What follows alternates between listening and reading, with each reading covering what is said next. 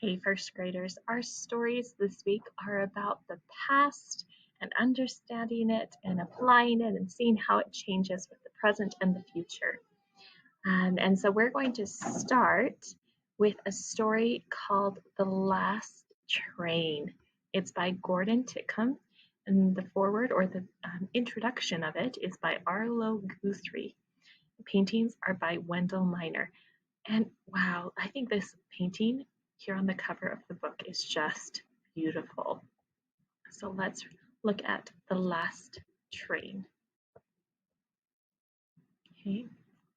So here's that little foreword or introduction. It says, "The Last Train is a perfect song that captures the imagination of anyone who has stood along the railroad tracks in some little American town.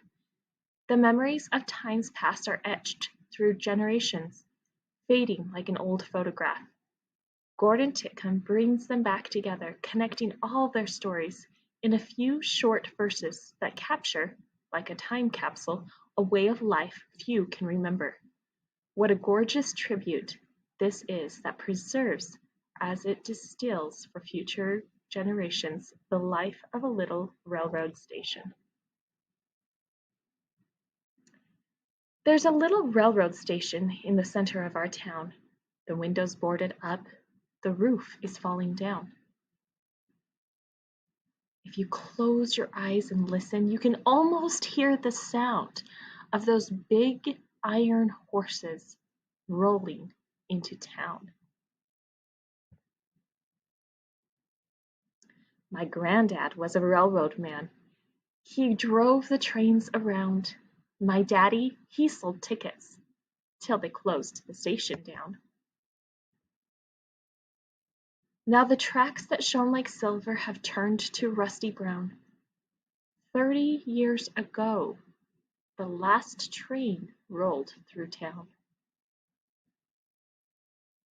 I'm riding on the city of New Orleans, thinking about the Wabash Cannonball. Ooh, midnight flyer, hear that lonesome freight train whistle call. Old cigar box filled with memories, my boyhood souvenirs.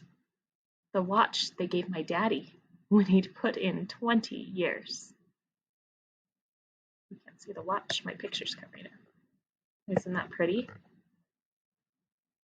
A pocket watch with a train etched on it. Now the flattened copper pennies look like little metal tears that a railroad cries before it disappears. A ticket punch that clicked a million snowflakes every year. The faded Union dues card of a railroad engineer. I think these words create wonderful pictures. The hole punch making snowflakes, not real snowflakes, but little bits of paper that felt like snow. Each item marks a chapter in a story we hold dear, sweet memories of a railroad man's career. Oh, the brakeman with his oil can, the porter dressed in white, the fireman with his shovel full of jet black anthracite.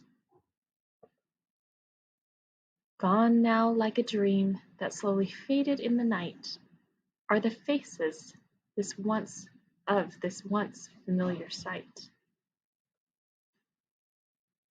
Oh, the steam gave way to diesel and electric-powered trains. Now the rails look up at contrails from jet-powered aeroplanes. A blast of steam, the whistle screamed its mournful last refrains. Long silent, though it echoes, still remains. And that's the end. Didn't that poem create a wonderful picture in your mind of what it would be like to be on those last trains that ran through that little station? I hope you enjoyed the story.